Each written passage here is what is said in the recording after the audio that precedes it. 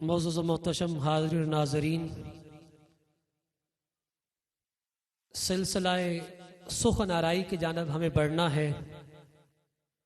آج کا ہماری پیام محبت نشست کا موضوع استقامت فی الدین اور فکری بے راہ روی کے رجحانات کا سد باب۔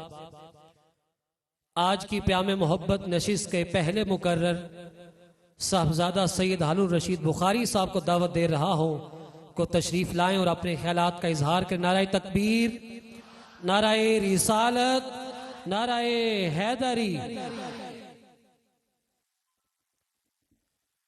اعوذ باللہ من الشیطان الرجیم، بسم اللہ الرحمن الرحیم۔ وضرب اللہ مثلا للذین آمنوا امرأة فرعون آمنت باللہ صدق اللہ العظیم۔ ان اللہ وملائکتہ یصلون علی النبی یا ایہا الذین آمنوا صلوا علیہ وسلموا تسلیما۔ اللہم صلی علی سیدنا ومولانا محمد وعلی آل سیدنا ومولانا محمد وبارک وسلم وسلم علیہ۔ معزز سامعین و حاضرین، میں آپ کے سامنے قرآن مجید فرقان حمید سے یہ پڑھنے کی سعادت حاصل کروں گا۔ استقامت فی الدین آخر چیز کیا ہے، اور آج اس موضوع کو ہم نے اپنایا کیوں ہے؟ کیا یہ دین پہ استقامت دکھانا صرف میرے اور آپ پہ لازم ہے، یا پہلے بھی کسی نے دین کے لیے قربانی دی، استقامت دکھائی؟ تو میں نے قرآن مجید سے جب اس موضوع کو تلاش کرنے کی کوشش کی تو قرآن مجید ارشاد فرماتا ہے، لَقَدْ أَرْسَلْنَا نُوحًا إِلَىٰ قَوْمِهِ فَلَبِثَ فِيهِمْ أَلْفَ سَنَةٍ إِلَّا 50 عَامًا۔ حضرت نوح علیہ السلام نے 950 سال تک استقامت دکھائی، لوگوں کو دین کی طرف بلایا۔ اس کا مطلب یہ ہے کہ یہ دین صرف میرے اور آپ کے آقا دو جہان صلی اللہ علیہ وآلہ وسلم کے ظاہری تشریف لانے کے بعد سے شروع نہیں ہوا، یہ حضرت آدم کے تشریف آوری سے شروع ہو گیا۔ اور قرآن مجید کہہ رہا ہے حضرت نوح علیہ السلام نے اس دین کو پانی دینے کے لیے، اس دین کو پروان چڑھانے کے لیے، اس شجر کو خوبصورت کرنے کے لیے 950 سال تک تبلیغ کی اور استقامت دکھائی ہے۔ اور پھر میرے رب نے ارشاد فرمایا، اتنی استقامت، اتنی مشکلات حضرت نوح علیہ السلام کی زندگی میں آتی ہے۔ وَضَرَبَ اللَّهُ مَثَلًا لِلَّذِينَ کہ حضرت نوح علیہ السلام کی جو زوجہ تھی، انہوں نے اگر آپ کا ساتھ چھوڑ دیا تو حضرت نوح علیہ السلام نے اپنی زوجہ کی طرف نہیں دیکھا۔ اور سورۃ ہود میں میرے رب نے ارشاد فرمایا کہ اگر بیٹے نے آپ کا ساتھ چھوڑ دیا تو آپ نے اپنے بیٹے کی طرف نہیں دیکھا، بلکہ دین کی طرف استقامت دکھائی، دین کو مضبوطی کے ساتھ تھامے رکھا۔ حضرت لوط علیہ السلام کی باری آئی تو ارشاد فرمایا حضرت لوط علیہ السلام کی زوجہ نے آپ کا ساتھ چھوڑ دیا، لیکن آپ نے دین کے رستے کو کبھی نہیں چھوڑا۔ اور حضرت خلیل اللہ، حضرت ابراہیم علیہ السلام کی پوری زندگی، پوری سیرت کو آپ پڑھ کے دیکھیں، کتنی مشکلات آپ کی زندگی میں آتی ہیں۔ سامنے آگ کو جلا دیا جاتا ہے، ہزاروں دور تک، میل دور تک آپ اگر جائیں تو آگ سے جل جاتے ہیں، لیکن حضرت خلیل نے کہا میں لبیک کہتا ہوں، میں تسلیم کرتا ہوں، مجھے آگ میں پھینک دیا جائے۔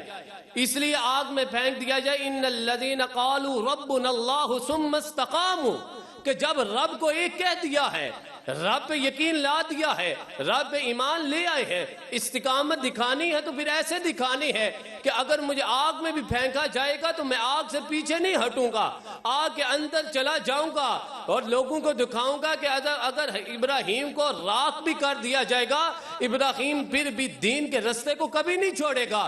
پھر جب جس کا اعتقاد، یقین، ایمان رب پہ پختہ ہو جاتا ہے، پھر رب بھی اس کے ساتھ ایسے وعدہ نبھاتا ہے کہ میرے رب نے ارشاد فرمایا قُلْنَا يَا نَارُ كُونِي بَرْدًا وَسَلَامًا عَلَىٰ ابراہیم، میں ابراہیم کے لیے آگ کو صرف ٹھنڈا نہیں کر رہا بلکہ آگ کو گلزار اور سلامتی والا فرما رہا ہوں۔ یہ ایسے اعتقاد ہوتا ہے رب پہ، ایسا یقین ہوتا ہے کہ رب نے ارشاد فرمایا اٹھاؤ اپنی بیوی اور بچے کو ایک ایسی جگہ پہ چھوڑ آؤ جہاں پانی بھی نہ موجود ہو، جہاں کھانے کے لیے کوئی چیز بھی موجود نہ ہو۔ تو حضرت خلیل نے پھر ہیلے بہانے تلاش نہیں کیے، استقامت دین پہ پھر ایسے دکھائی، اپنے بچے کو اٹھایا، زوجہ کو اٹھایا، ایک ایسی جگہ پہ چھوڑا ہے جہاں میلوں تک کوئی چیز نظر نہیں آ رہی۔ پھر حضرت ابراہیم نے وہ جملے کہے جو قرآن مجید نے یوں نقل کیے، ربنا انی اسکنت من ذریتی بواد غیر ذی زرع عند بیتک المحرم ربنا لیقیموا الصلاة فاجعل افئدة من الناس تہوی الیہم وارزقہم من الثمرات لعلہم یشکرون۔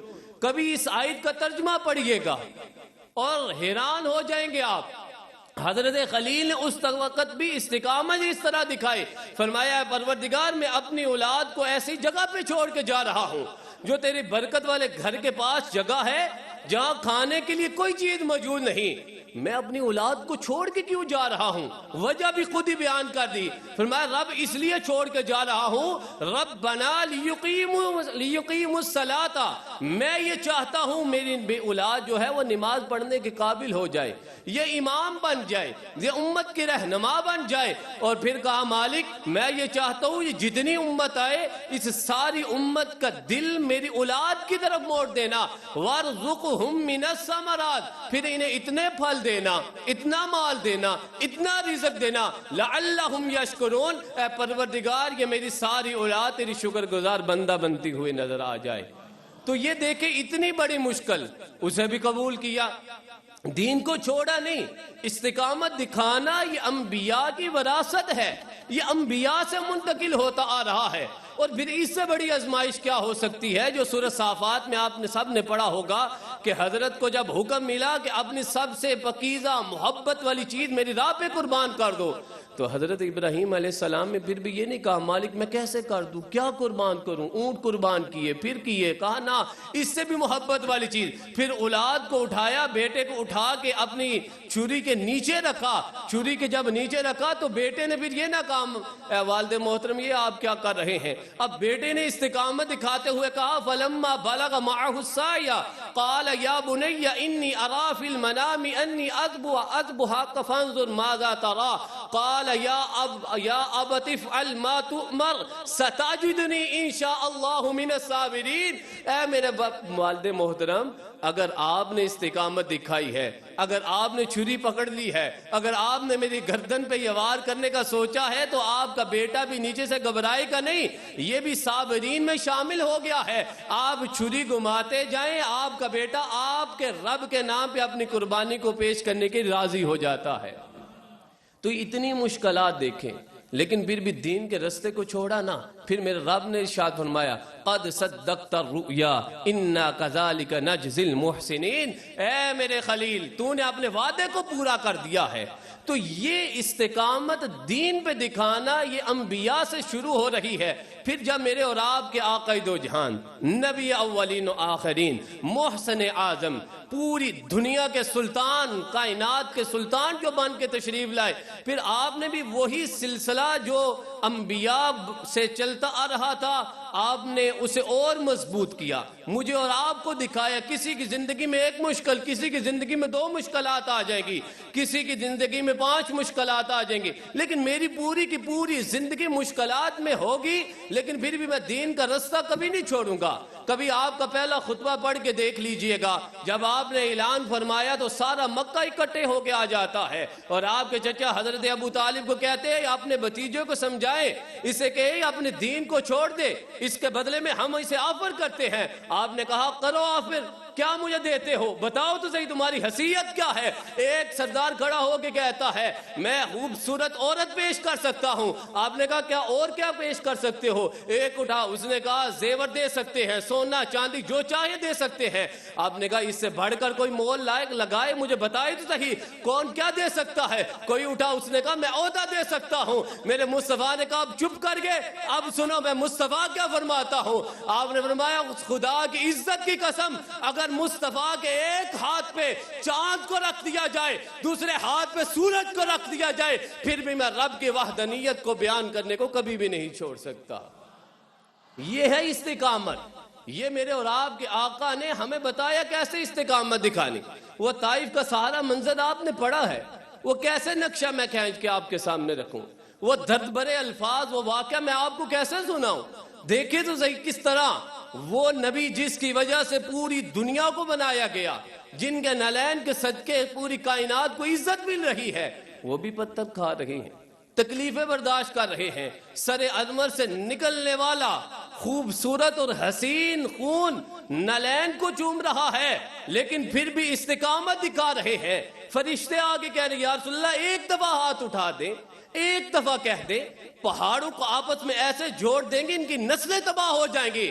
مصطفیٰ کریم نے کہا نا میں بدعا دینے کے لیے نہیں آیا, میں تو پھر بھی انہیں دعا دینے کے لیے آ چکا ہوں. میری زبان سے جب بھی نکلے گی دعا ہی نکلے گی.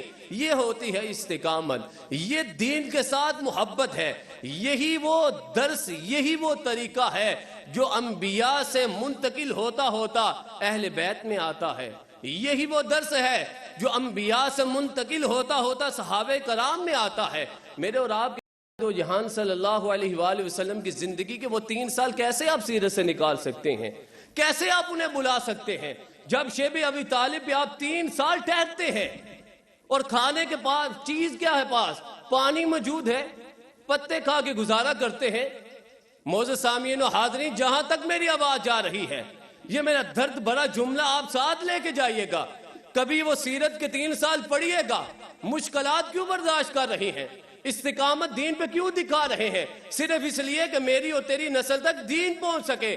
آپ کی نسل تک تو دین پہنچ چکا تھا, آپ چھوڑ سکتے تھے. فرمایا نا دین پر ایسی استقامت دکھاؤں گا, جو بھی مجھے تکلیف دے رہا ہے میں اس کی نسل سے امام مقرر کرتے جا رہا ہوں. آپ نے ایسے استقامت دکھائی, آپ نے اسلام کے ساتھ ایسے محبت کی. یہ وہ ساری قربانیاں ہیں جو آپ کی زندگی میں جب صحابہ نے دیکھیں, اہل بیت نے دیکھیں, پھر انہی چیزوں کو انہوں نے اپنے اندر ٹرانسفر کیا. ان چیزوں کو آپ آگے لے کے چلے. آپ دیکھ لیں حضرت سیدنا ابو بکر صدیق رضی اللہ تعالی عنہ کی زندگی کو, اور یہ قربانیاں جو ہوتی ہیں استقامت دکھانے کی, یہ الگ الگ طریقے کی بھی ہوتی ہیں. مال کے طور پہ بھی قربانی دی جا سکتی ہے, جسمانی طور پر بھی دی جا سکتی ہے, اولاد کے طور پہ بھی دی جا سکتی ہے. خلیفہ اول کی اگر آپ زندگی پوری کو پڑھ کے آپ دیکھیں گے تو آپ کو یہ تینوں چیزیں نمایاں نظر آئیں گی. اگر آپ یہ کہیں کہ ہم نے دیکھنا ہے آپ نے مال کے ساتھ کیسے قربانی دی ہے, تو وہ غزوہ تبوک کو جا کے پڑھ لیجئے گا. سارا مال اکٹھا کر کے ایک گٹری میں لے آئے, حضور کے قدموں میں قربان کر دیا. آپ نے ارشاد فرمایا اے ابو بکر گھر میں کیا چھوڑ کے آئے ہو, تو آپ نے ہاتھ باندھ کے عرض کیا یا رسول اللہ صلی اللہ علیہ وآلہ وسلم گھر میں ابو بکر صرف 2 ہی چیزیں چھوڑ کے آیا ہے. اچھا ابو بکر انہیں بھی بتاؤ نا, پتا چلے استقامت پھر دین ہوتا کیا ہے, کس طرح دین پہ استقامت دکھائی جاتی ہے. تو حضرت ابو بکر صدیق رضی اللہ تعالیٰ عنہ نے کہا 2 ہی چیزیں گھر میں ہیں. یا رسول اللہ بتا دوں, آپ نے فرمایا بتا دو. فرمایا ایک خدا کا نام چھوڑ کے آیا ہوں اے مصطفیٰ, دوسرا آپ کا پاکیزہ نام چھوڑ کے آیا ہوں. اس طرح مال کے ساتھ قربانی دی. پھر بھی بتایا کہ ہم دین کو نہیں چھوڑیں گے. استقامت کس طرح دکھائیں گے. اگر آپ جسمانی قربانی دیکھنا چاہیں تو وہ بیت اللہ کے سامنے جا کے آپ کو وہ پہلا خطبہ پڑھ کے دیکھ لیجئے گا. جب 40 لوگوں نے بھی صرف اسلام قبول کیا تھا تو آپ نے عرض کی یا رسول اللہ میں یہ چاہتا ہوں کہ میں سب کے سامنے اعلان کروں اور ہم سب کے سامنے نماز پڑھیں, کیونکہ میں سچا, میرا خدا سچا, آپ سچے, قرآن سچا, خدا کا گھر سچا, ہم نماز کیوں نہیں پڑھ سکتے. تو پھر حضرت ابو بکر صدیق رضی اللہ تعالی عنہ نے جب اعلان کیا, اور آپ کو شدید اس وقت تکلیف کا سامنا کرنا پڑا، اتنی تکلیف آپ کو ہوئی، اتنی آزمائش آئی، آپ کے جسمانی طور پہ اتنی تکلیف دی گئی کہ آپ بے ہوش ہو کے نیچے گر جاتے ہیں۔ آپ کی والدہ نے جب آپ کو اٹھایا، یہ جملہ یاد رکھیے گا، جب آپ کی والدہ نے اٹھایا، بیٹے کو اٹھانے کے بعد کہا بیٹا کھانے کے لیے کیا دوں، تو بیٹا روتے ہوئے کہہ رہا ہے مجھے کچھ نہیں چاہیے، میں صرف یہ پوچھنا چاہتا ہوں بتاؤ میرے مصطفیٰ کی اس وقت کیفیت کیا ہے۔ اس طرح استقامت دکھائی ان لوگوں نے۔ اور اگر اسی چیز کو آپ دیکھیں کہ اولاد کے ساتھ جب حضور کی باری آ گئی یا اولاد سامنے آ گئی تو پھر آپ نے کیسے کیا؟ آپ نے غزوہ بدر کے بعد کا وہ منظر پڑا ہوگا جب آپ کے بیٹے نے کہا والد محترم میری تلوار کے نیچے آپ کی 3 دفعہ گردن آئی تھی، اے بابا میں چاہتا تھا کہ آپ کی گردن کو اڑا دوں، لیکن پھر باپ کی محبت غالب آ جاتی تھی، حتیٰ کہ مجھے پتا تھا کفار نے مجھے بڑے بڑے تحفے دینے ہیں، بڑا مال دینا ہے، بڑی چیزیں دینی ہیں، لیکن پھر بھی باپ کی محبت غالب آ گئی۔ اب باپ کا جملہ سنیے گا، صدیق اکبر کا جملہ سنیے گا، خلیفہ اول کا جملہ سنیے گا، یار مزار کا جملہ تو ذرا سنے۔ آپ نے ارشاد فرمایا بیٹا تیری تلوار کے نیچے میری 3 دفعہ گردن آئی، تو نے مجھے چھوڑ دیا، اس خدا کی عزت کی قسم، مصطفیٰ کی عظمت کی قسم، اگر ابو بکر کی تلوار کے نیچے تیری 1 دفعہ بھی گردن آ جاتی، کبھی اس لیے نہ چھوڑتا کہ تو میرا بیٹا ہے، بلکہ تیری گردن کو اس لیے اڑا دیتا تو مصطفیٰ کا گستاخ بن کے میرے سامنے کھڑا ہو چکا تھا۔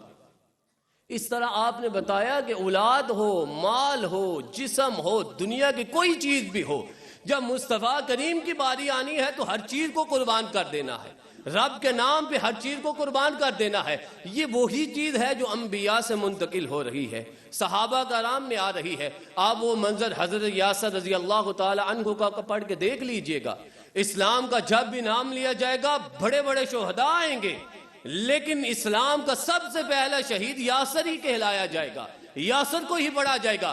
حضرت یاسر رضی اللہ تعالی عنہ کو جب کافروں نے کہا تھا آپ اسلام کو چھوڑ دیں، یہ بڑا مشکل معاملہ ہے، لا الہ الا اللہ کہنا چھوڑ دیں، خدا کو ماننا چھوڑ دیں، یہ کیا ہے؟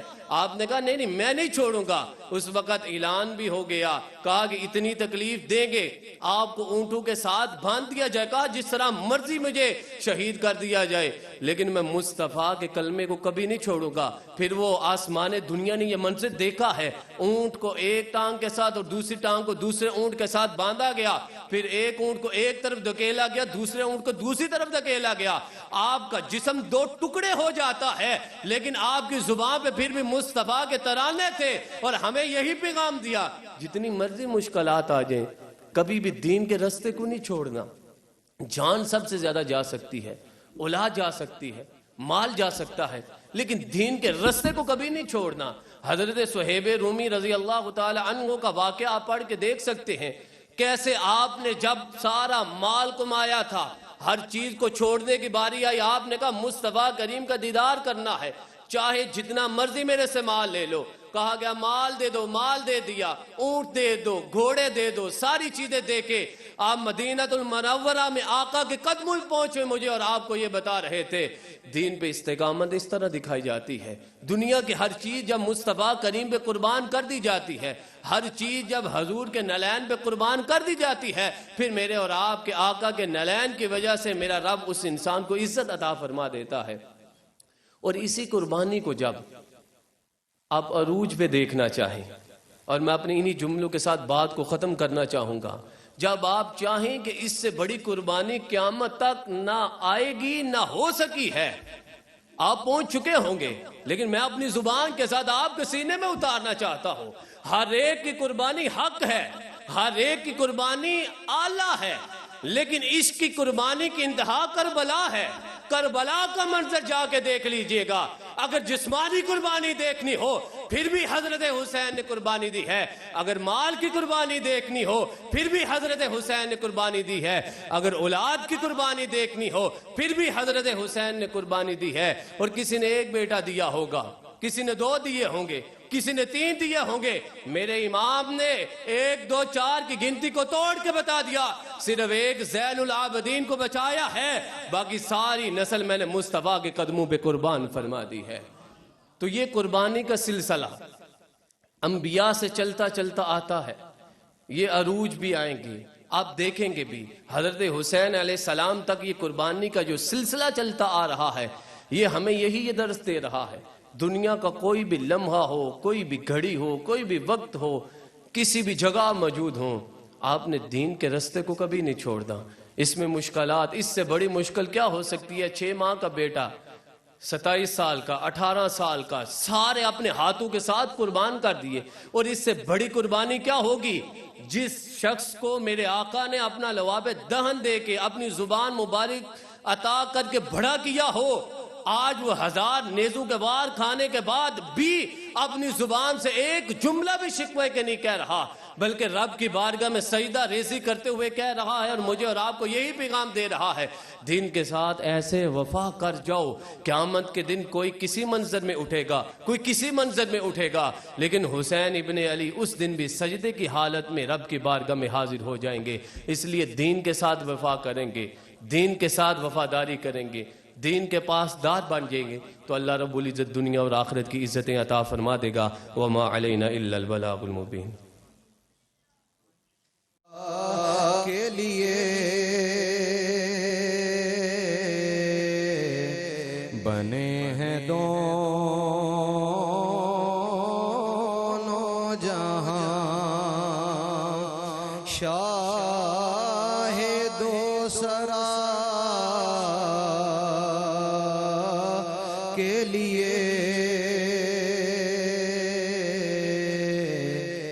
سجی ہے محفل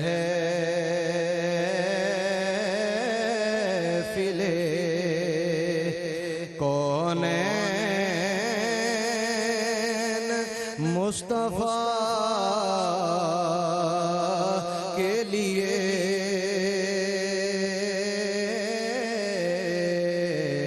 بنے ہیں دونوں جہاں، زبان کو اس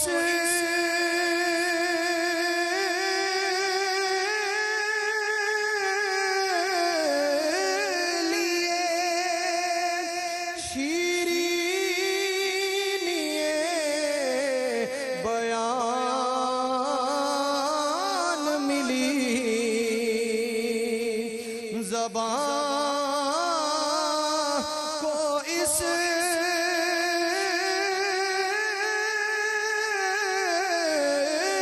لیے شیرینی بیان ملی، کیونکہ زبان ہے مدحت محبوب کبریا کے لیے، زبان ہے مدحت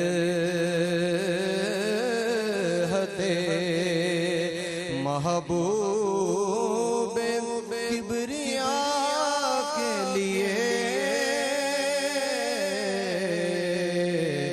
بنے ہیں دونوں جہاں، میرے کریم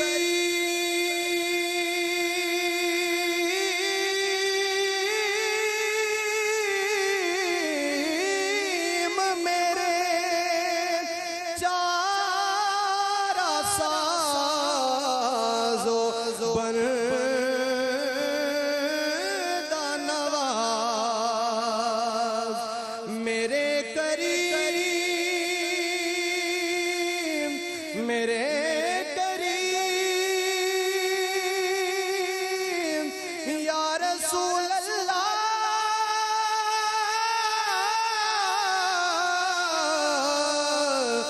میرے کریم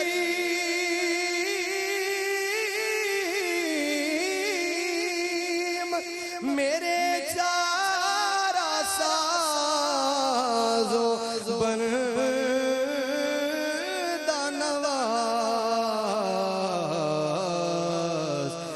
تڑپ رہا ہوں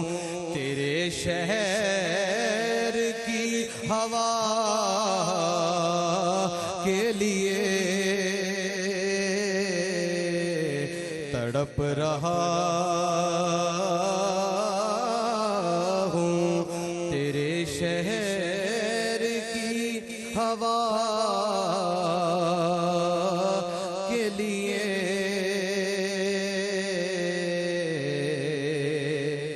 اور حضور نور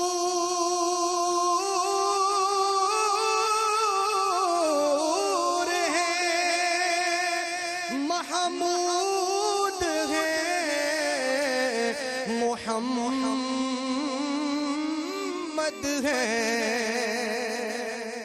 حضور نور ہے، محمود ہے، محمد ہے، جگہ جگہ نئے عنوان ہیں ثنا کے لیے، جگہ جگہ نئے عنوان ہیں ثنا کے لیے، زبان ہے مدحت محبوب کبریا